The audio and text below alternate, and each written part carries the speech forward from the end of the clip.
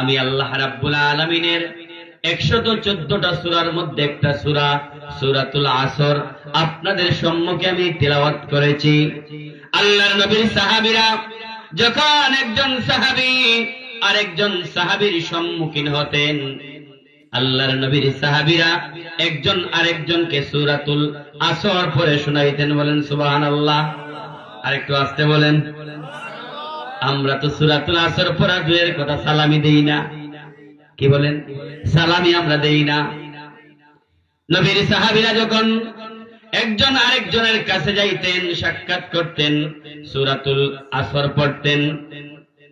আল্লাহর নবীর সাহাবী হযরতে আব্বাস রাদিয়াল্লাহু তাআলা আনহু বর্ণনা করেন, আমার আল্লাহ রাব্বুল আলামিন 114টা সূরা নাযিল করেছেন, 30 পারা কুরআন নাযিল করেছেন। যদি আমার আল্লাহ রাব্বুল আলামিনের 114টা সূরার মধ্যে শুধুমাত্র সূরাতুল আসরের আমলটা আমরা করে নিতাম, আমাদের দুনিয়া এবং আখিরাতের জন্য সফল কাম ব্যক্তি হয়ে যাইতাম। বলেন সুবহানাল্লাহ।